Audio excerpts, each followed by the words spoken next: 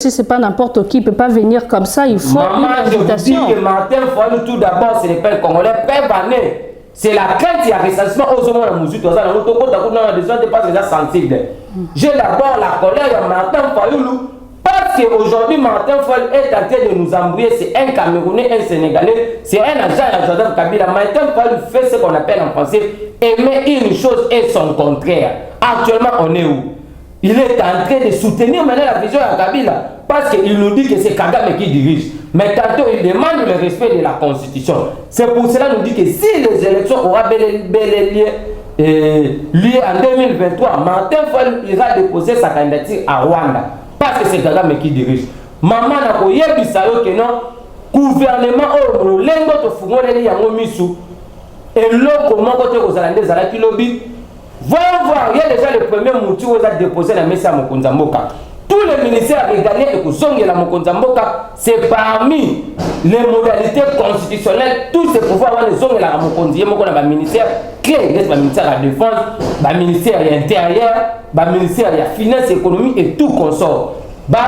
Tu as été choisi dans le ticket de l'Union sacrée pour diriger le Sénat, contente-toi de ce que tu as. Nous refusons les gourmands politiques, on a mis le Lomboka par terre.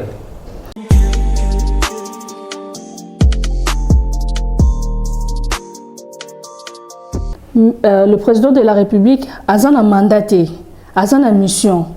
Ce qu'on a dit, mission n'a de mouton.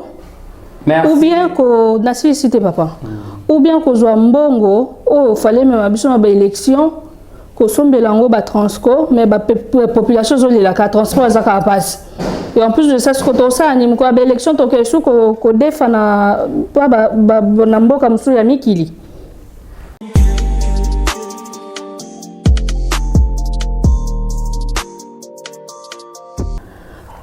Bino bolobi ke bataille d'épaisse. Bolobi ke président Oyakenda, monsieur Joseph Kabila, oui, a une double nationalité. C'était un traître pour oui, Ateki Mboka. Oui. Suko Tomi Touni, président Fachi, ayeba kite ke Azaki une double nationalité, Kazaki traître. Pepo nanini alingaki asangana naye. Vous ne trouvez pas que le président Fachi Paza a bloqué à Zobomba?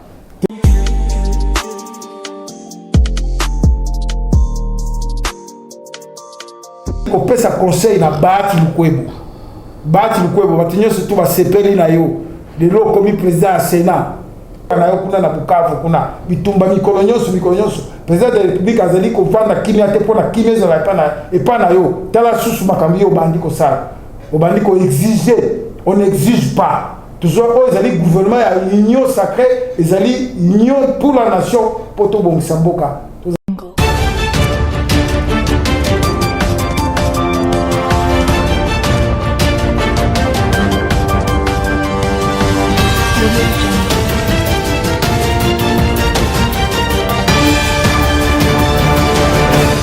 Ah oui, merci beaucoup, maman la journaliste.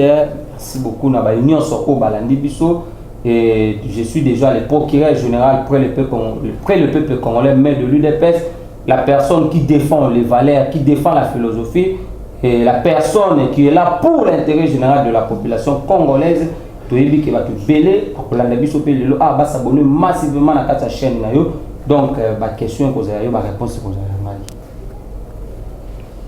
je me présente comme on a Jean Tamboué, président de l'Afrique Handicap International, puis Nazali représentant il y a des personnes à mobilité réduite à Kasaï Oriental, toutes tendances confondues. Nazali Kouevre, Nakati, na institution Oyo, il y a des personnes à mobilité réduite. Ok. C'est une émission qui est bilingue. Oui. Beaucoup kolobalande na lokoto nyonso bino bolingi. Lelo to kolobela na situation oyo etali mboka na biso. Na oyo zoleka, hein, la situation actuelle ya mboka na biso. Monsieur Michel, to ebi situation zoleka na avec le monsieur Bahati, l'informateur qui a été choisi par le chef de l'État. Mais to kamo lelo abandi suko baluki la chef de l'État. Selon toi, en tant que procureur, il y a UDPS. C'est dû à quoi? Pour Nani, bon, on se voit comme un chef de l'État. Est-ce que ça va bien? Ou bien, mon intérêt, mon côté dans la carte? Ou bien, pour découvrir le Banabiso? Ah oui, merci beaucoup, maman. Merci beaucoup pour la question. Nous est tellement pertinent. Parce que Yumbo Kebele va poser à base d'un éclaircissement par rapport à la déclaration autour seulement dans modeste bas que j'ai vraiment beaucoup de stime que déjà en amont en aval nous avons coupé ça et puis mingi moi confiance mais on connaît son parcours politique par rapport à Ndenga Zalaki na kati ya FCC et on sait comment est-ce que il a quitté Kabila par rapport à la présidence et au Sénat. Et maintenant, le vrai problème, il y a présent de la République, ce n'était pas d'abord les individus. Parce que nous avons d'abord plaidé en amont de renouveler la classe politique. Le renouvellement de la classe politique, il y a aujourd'hui, on vient de nommer un nouveau Premier ministre, c'est un jeune. C'est aussi parmi le renouvellement de la classe politique, on est qui parmi l'élite de de ça qui n'a pas de opposition.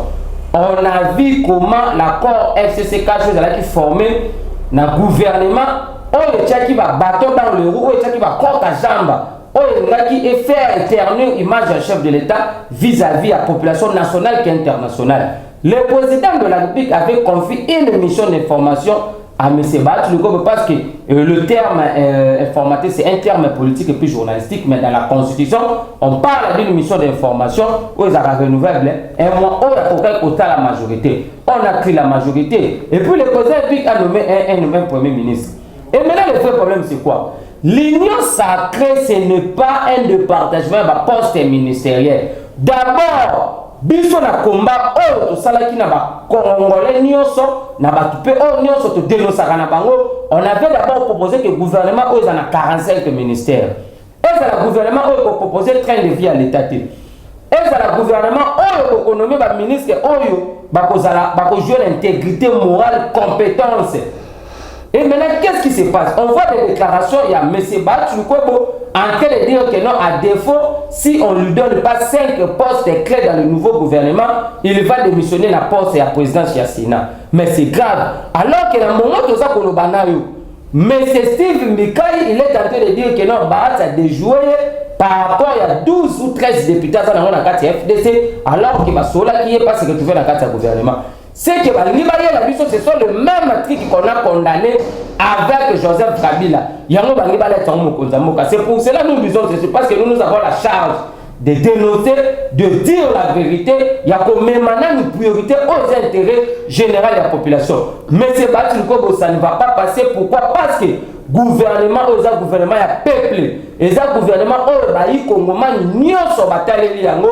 par là, on dit que non, Bahati a déjà échoué à sa mission. Pourquoi? Parce que mais monsieur Michel, si vous allez bien, Buno Batoa, UDPS, c'est comme si vous dépendez de FCC. Si vous allez bon, c'est que vous s'appeler Martin Fayou, le raison n'a aucun soit l'obaka. C'est que Buno Bo dépendaka, la FCC, parce que si vous allez bien, Nani, Bahati, Azan a député et belé par rapport à Buno. Azan a député, mais il y a peut-être dans sa Buno chantage, Joana.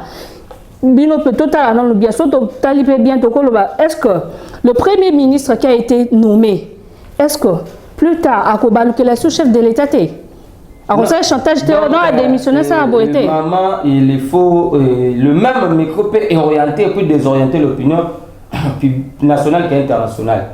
Le vrai problème, c'est quoi? Le président de la République a même qui dans la consultation. Parce que la majorité est la majorité est la représentation nationale. Oh, les députés basent émanation de la population congolaise. Toquer la carte, il y a la consultation, to forger la discussion. L'union sacrée, ce n'est pas une école, il y a l'autorité morale. L'union sacrée, to sangani, pour total, oh, les alobis à venir, il y a Baïmboka. Oh, la personne qui me konzamboka. Dire qu'on a continué toujours avec l'esprit de la quoi c'est acheté faux et acheté faux. Maintenant, il faut la faire. Est-ce qu'on peut se poser d'abord les questions? Moi, je suis un parlementaire, du coup, je suis un combattant. Aujourd'hui, il est le président de la République, le président de tous les Congolais.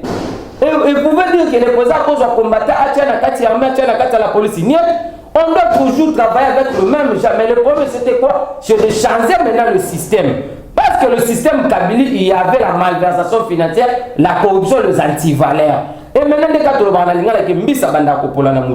a pas de mauvais troupes, il n'y a que de mauvais chefs. On a vu avec l'époque de Joseph Kabila. Autrement, nous avons un fils du pays, aux autres populations. Monsieur Bat, tu peux taper déjà à côté. Pourquoi? Parce que ça ne passera pas. Moi qui a constaté, si on dit premier, deuxième poste, il y a vice-président du Sénat et Zana qui champion avec Mme Moïse Katumbi. Alors que le chef de l'État a un poste à Koyato Sangana. Azur a avis à les uns et les autres. On n'a inscrit personne. Dans les consultations, les portes étaient ouvertes à tout le monde. Parce que les consultations, c'était le vrai ADN de l'Afrique congolais.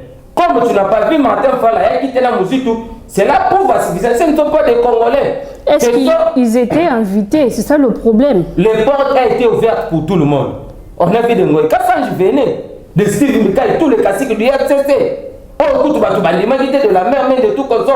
Parce que Mende a dit ceci, moi j'étais allé demander d'abord au chef de l'État. Qu'est-ce que d'abord l'union sacrée? Mais Fayoul aussi, c'est pas n'importe qui, il ne peut pas venir comme ça, il faut une invitation. Je vous dis que Martin Fayoul, tout d'abord, ce n'est pas le Congolais, c'est la crainte, il y a recensement aux hommes de la musique, on a besoin de pas déjà sensible.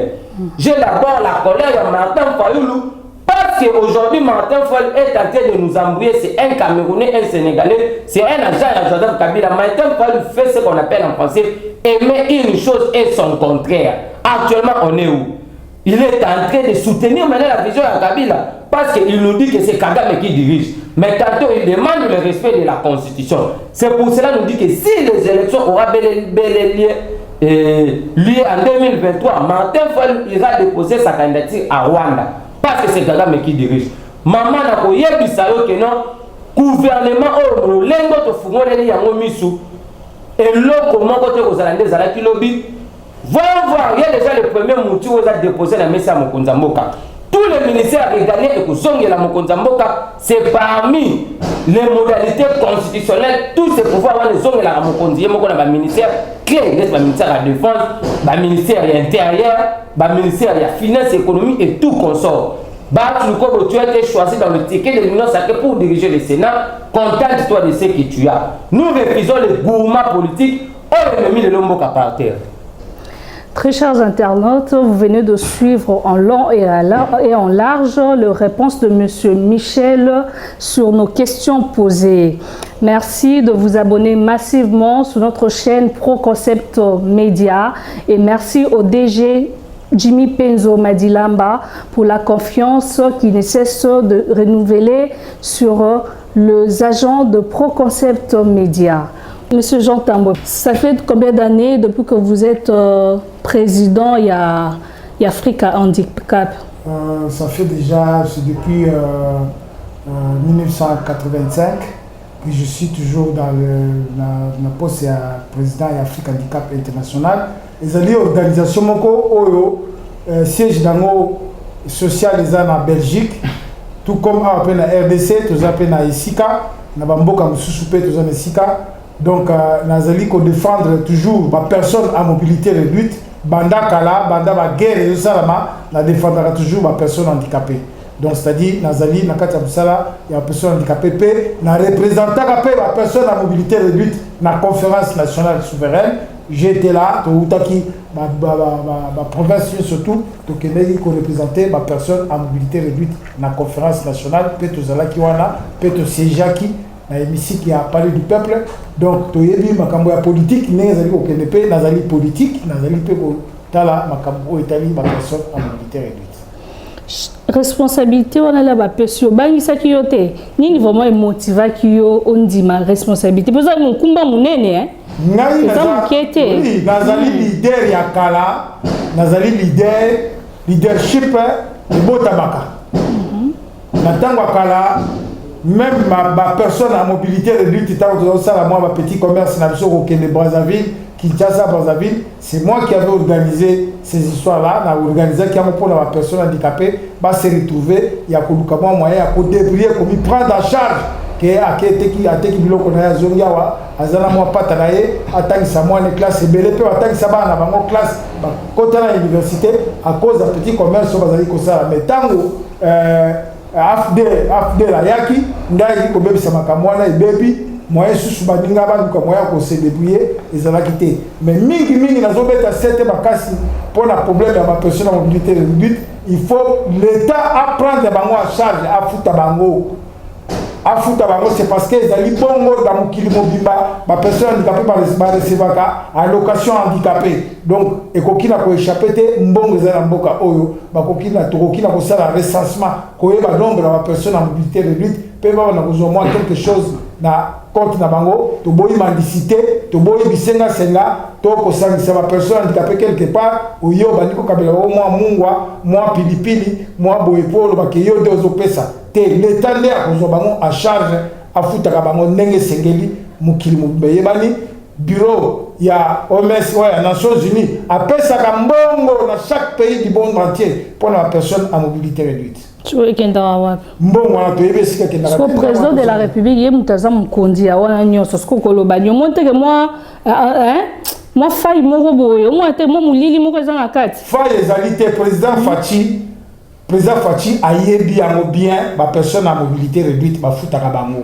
ya mwana mikili a yebi eza la premier ministre o lelo aye Sam Lonkonde a yebi que ba personne handicapée ba touchaka allocation handicapée. C'est pourquoi on a toujours senga que toza na ministère wana bisomoko to diriger yango to yebe sika misolo ko uta misolo ko uta libanda misolo pesa na kati ya mboka na biso oyo to ba ko za la kufuta ba personne à mobilité réduite. Nous allons dans les invalides militaires, où il y a des combattants de guerre, Bunda Pebituma, les lots, vous allez prise en compte, comme le cas de Mandia, Bisenga Senga, par-ci par-là, pendant que l'État congolais, Azali, a coquille à supporter Bango, Peko Pesabango, Makoki, Oyesengeli. Merci beaucoup. Vous venez de suivre avec attention les réponses de M. Jean. Et M. Michel, revenons à vous aussi. Vous avez dit que quelque part, dans un début l'émission Mokolega qui au lobby que le président de la République a un mandaté, a une mission. Ce qu'on y a mission na ça baso de mouton. Ou bien que nasi cité papa. Ou bien que soit mbongo, oh fallait même abiso ba élection, que sombelango ba transco, mais ba population zoli la transport za ka passe. Et en plus de ça, ce que tu as dit, c'est l'élection que tu défends mboka msu ya mikili. Merci beaucoup, maman, journaliste. Vous êtes suivi partout dans le monde entier. Oui. Même si on a mené Obama ici dans ces pays, Arosala tout n'a mandat mon côté. Nous, on n'a pas dit que le chef de l'État Arosala n'y surtout. Non, les présidents de la République, nous sommes dans un régime semi-présidentiel. Là où le pouvoir est posé, c'est limité, il y a Moussous Bandi. Parce qu'il y a des institutions qui accompagnent le chef de l'État.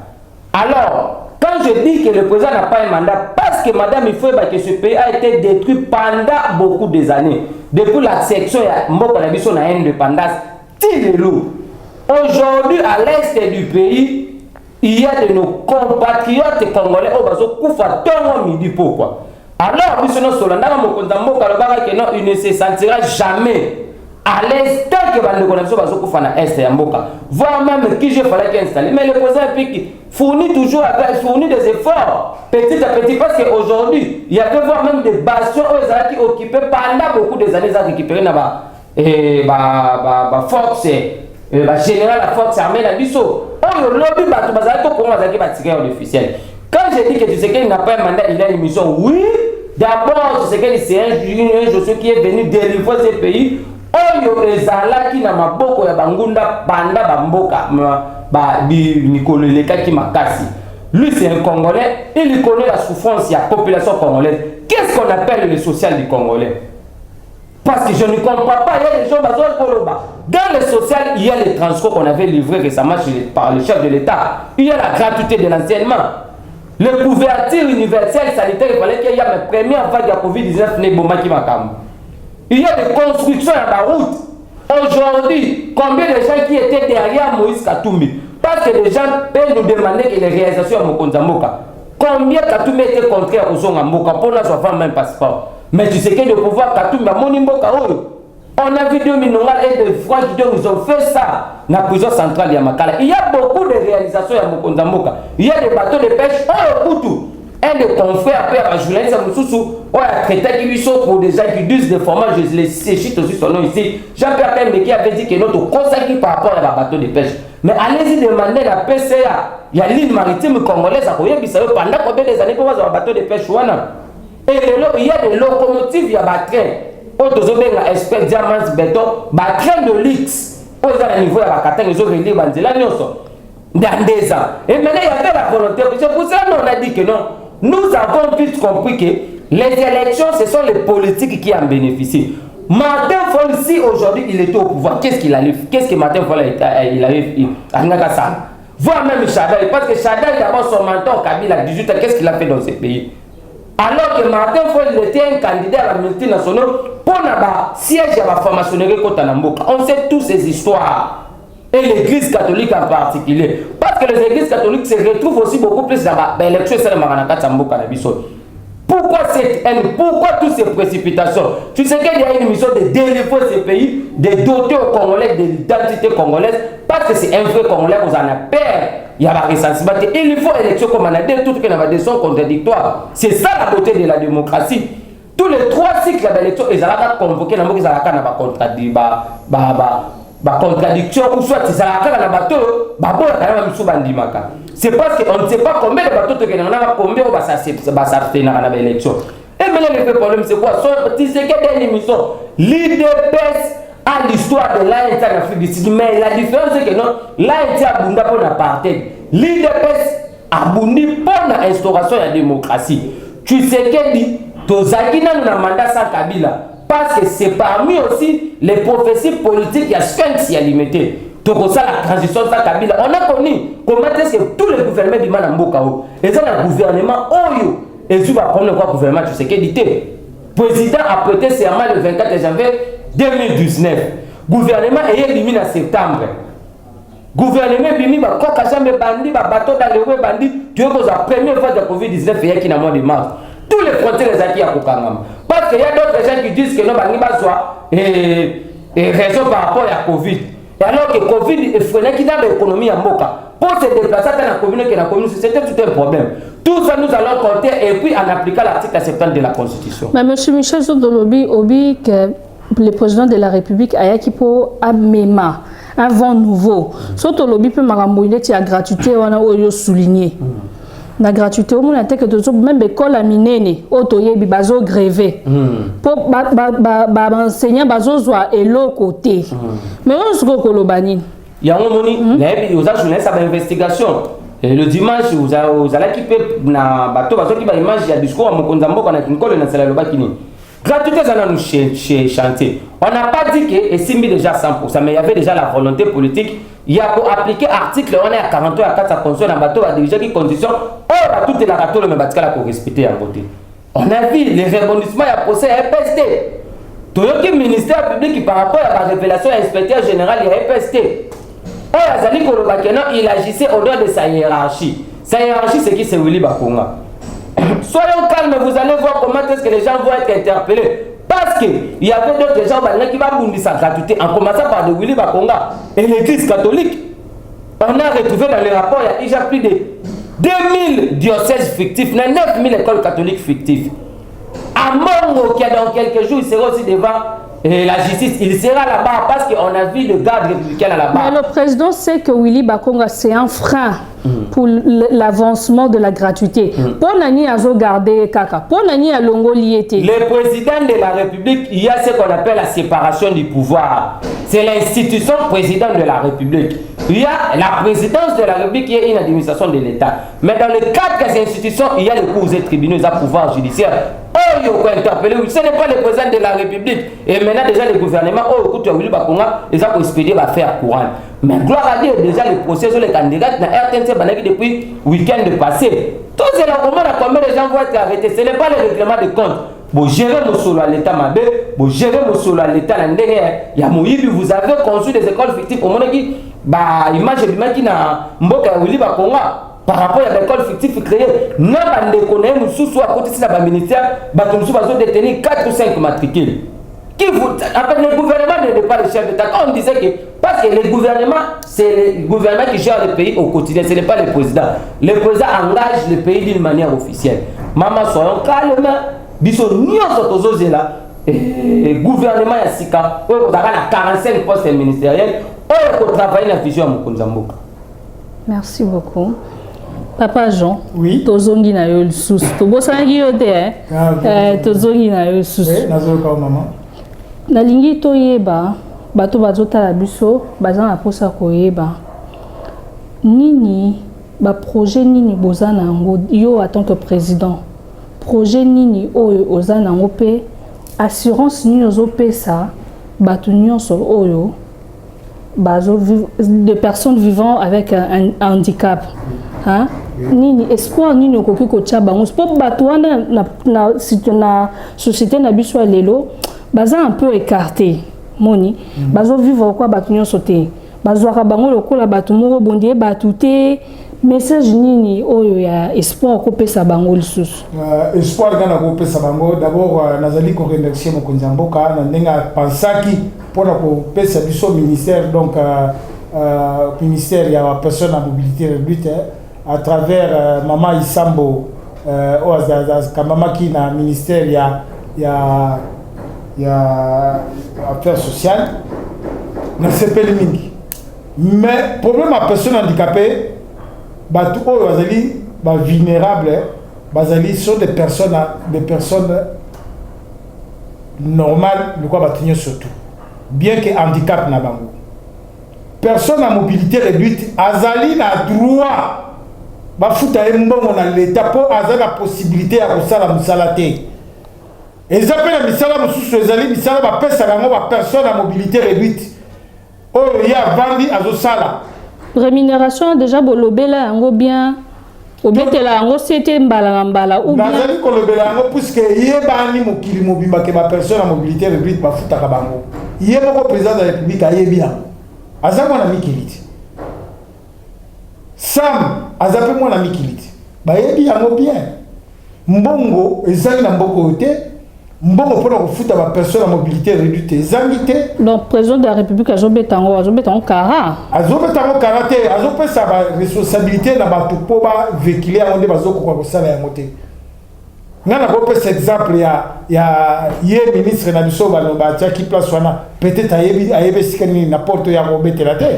personne à mobilité réduite azali ekunde te obi aza butu moko azala ndenge lokola mandia boye te non personne à mobilité réduite azali mutu moko bazali ko reprendre aza na kati ya mibeko likunzi ebongi na baba s'occuper na ye aza na droit à salaire to bakoki koluka koyeba kosala rubrique moko ata $100 ata $200 mpona abana kozwa par mois asalisa mpe libota na ye asunga mpe bandeko na ye mpo tomonaka mpe ebele bana basi mingi mpe ya bapersone à mobilité réduite baza mpe na mwa mpasi mingi bazobotisa bango aboti mwana mpe babandi konéglige yango banéglige yango bazomona mpasi mpona kokolisa mwana mpona ata akende liboso akobota personne handicapé te azobota toujours valide okomona kobota mpena mwana mobimba mpena ya moto yango wana tosenga na bakonzi bayeba yango ke biso moko bapersone à mobilité réduite ebongi na biso tozala wana mpo tobanda korevandike badroit na biso ezala na parlement ezala na sénat ezala na provincial toza na droit ya korevandike badroit na biso tolakisa bango ke biso tozali bapersone à mobilité réduite baza na droit ya salaire mpo nazobetela yango sete mikolo nyonso même bureau ya nations unies oyo esokipa na makambo ya santé apesaka mbongo na chaque pays du monde entier ata bamilliard ata demilliard nayebi ke mbongo wana ebimaka bapesaka yango me mbongo wana toyebi te sike ekendaka te apesaka mbongo wana. Très cher internaute, je vous signale que Monsieur Jean n'est pas seulement responsable de Africa Handicap, il est aussi un politicien qui vit en Europe et actuellement il est ici et il aura aussi des questions concernant notre pays. Papa Jean, oui. Vous avez moko ya bakambi pe amboko, vous avez politicien, mais na UDPS. Oui. Otiki mboka mikili oye awa po osalela ekolo no mabele na yo. Voilà. Mabele na yo. Mutuna moko bato bazotala biso balingaki bayeba bino bolobi ke bato ya UDPS bolobi ke président Oyakenda Monsieur Joseph Kabila, oui. Aza na double nationalité. C'était un traître pour Ateki Mboka. Oui. Sikoyo, Tomi Touni, président Fachi ayeba quitté que Azaki na double nationalité qu'Azaki traître pepona nini alingaki asangana na ye. Vous ne trouvez pas que président Fachi paza a bloko moko ya azobomba? Te problème ya mboka oyo ebandi na tango ya président Fachi te ebandi kala. Mais président Fachi la yebi yango fallait qu'il y ait à la exception. Maman to ke balé maintenant expliquer yo. Président Fachi a koki ko brisker makambo briske bongo te. Problème ebandi Fumukimbangu azananu na bomoi. Fumukimbangu aloba bobatela mboka na Swahili babengo inchi bobatela mboka. Problème ya ba étranger oyo Fumukimbangu alobaki yango ke ezana bapaya mususu bapaya mindele bakokende kasi ezana ba mususu po balomwe kozala pasi mingi. Mboka ya mususu ezali assiégé kana ba Rwanda te. Mboka na biso ezali assiégé dans tous les pays du monde entier. Bazala kata mboko bazali kosala biso makambo kilikili. Ebongi siko na tango wana ebongi président Fachi azala mayele ndenge nini akoki ko faire partie butu moko batika mboka na biso tranquille. Mboka na biso ezali assiégé même na bapaya ezaka ka ba Rwanda te muto yaka na ba Rwanda ezali le viengwana yenda yaka na ba Rwanda awa yenda kosaka ba Rwanda awa alingaki ba Kagame wana na ba Museveni ba pese pouvoir mais simba kité problème ya ba Rwanda ezali problème ya kokene malembe ba Rwanda onyoso ozo kawana bazolo ba Rwanda ezaba musuwa za ba immigré o ba yaki po bazwa immigration république apesi bango immigration oyo na pokea muke ya 1 2 3 4 bazali kwa ba Rubero lokola ba Kabila ba Joseph tout ça ba luka bazwa mboka na biso koma ya bango baza na droit te. Mais le président a dit que Rubero aza mutamboka mususu pona nini atika ki apesi kutu pouvoir a commissaire sous ministre en plus de ça Rubero a contredire sous Maloba chef de l'État. Après, il faut changer. Mais chef de l'État a tiki et kaka. Revenons à Makambu, il y a Nani Oyo, l'ambassadeur rwandais là. Oui. Oui. Qui Fayoulou, a 5 expulsions, mais chef de PASCO a minimisé qui Makambu a génocide n'engele kaki. Mais le chef de l'État, au lieu au moins de soutenir Fayoulou, il est accueilli à minimiser la situation wana à l'obino botikaye tozongi ici non mboka na bango basungaye batangisaye ndenge histoire wana elekaki ba expliquer mais atiki yeka na pouvoir. Vous trouvez pas ça que c'est louche? Non, président Fachi azali diplomate. Président Fachi azali diplomate akokene en désordre. Fayoulou c'est qui? Fayoulou n'a pas. C'est un citoyen aussi. Fayoulou n'a pas les ordres à donner au président de la République, institution de la République, non. Il y a des secrets d'État. Il y a la politique, si la présidence, si le président Mokonzambo Kavandi, le secret d'État Zakuna. Fayoulou n'a pas les. Azana a des leçons à Pénopé sa fatité. Azana a des leçons. Problème, il y a un diplomate rwandais. Il y a un problème, il y a un ministère des Affaires étrangères. Il y a un s'occuper de même la présidence, si Mokonzi Facha Zali, ezali na ba mouton noir bazana kati na kati ya présidence wana o bazali ko tia ba bako kanjam même pour na ko kuta na ye eza passe pour na ko kuta na présidence de la République donc on a sikone ya la mindele ba tumisangai ezana mindele mo 20 mindele il faut ba ya awa ba ya to sona mo ko zamboka po ba na ko kino sala musala to ponaki deux provinces qui balé to ponaki ezali ba province o ba kati kati belé ezali Kasaï oriental na Kasaï occidental. Donc dans l'ensemble il y a un grand Kasaï wana ndesika bakini travailler pour na kosala misala na kata mboka wana. Même une partie avant Kinshasa na banzela mususu ba axe mususu ali qui est difficile to kokina kosala to bongisi yango pe to sala chantier pa mona ndenge ni eko bonga. Donc il y a toujours possibilité. Alors ndelo komona na yebisao pona makambo etali politique. OK. Nazali ko pesa conseil na Bahati Lukwebo batinyo surtout ba sepeli na yo de l'eau comme président du Sénat Comme président du Sénat, mais il faut déjà lui respecter. Tu peux aussi dire directement, tu profites directement pour un mot de la fin. Oui, la mot de la fin, pour la Nini, Bati Lukwebo, a respecté mon Kozamboka a confiance pour Azala formateur, il y a Nani Salaki, et puis le loi président du Sénat, Batobele va soutenir, le même président de la République a soutenir.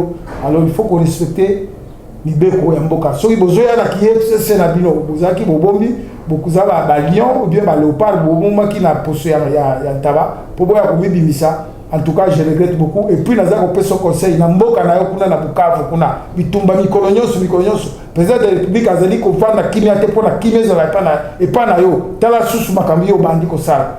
Au bandit ko exiger, on n'exige pas. Toujours, ils ont dit le gouvernement a une union sacrée, ils ont dit union pour la nation, pour tout le monde. Tous en Kimia, en cité Wana.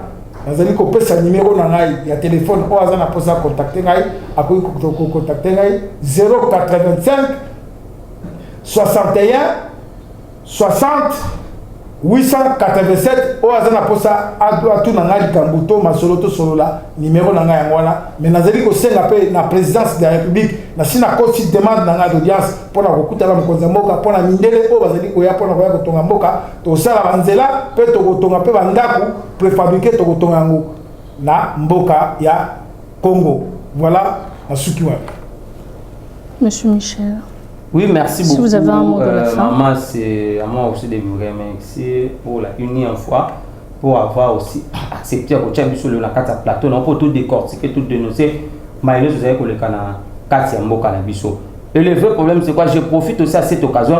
Il y a aussi de nos confrères au niveau de Gabon qui nous ont appelés pour dire que non, l'ambassade de Bambo, quand ils sont en Cambodge, mais on a vite compris que c'était les ambassadeurs qui nommés par Joseph Kabila pour saboter les succès diplomatiques à chef de l'État, pour saboter les avancements diplomatiques, parce que notre élection a fait le retour de la RDC sur la scène internationale. Merci beaucoup, mon numéro plus 243 84 101 132 09. Plus 243 84 101 32 09. C'est votre procureur de l'UDPS, Bobenga Bisso, et l'issue Zakara Nicolas, l'issue celle la lutte Lubert. Toujours continuer toujours dans le combat. Nous allons délivrer ces pays. Merci beaucoup. Merci. Merci. Merci à vous tous qui nous avez suivis avec attention et de rester branchés sur Pro Concept Média. N'oubliez surtout pas de vous abonner très massivement. Et moi, je vous donne rendez-vous à la prochaine, à la même heure, sur la même chaîne. Et nous disons merci au DG Jimmy Penzo Madilamba pour tout ce qu'il cesse de faire à la fondation et à la chaîne Pro Concept Média. Merci.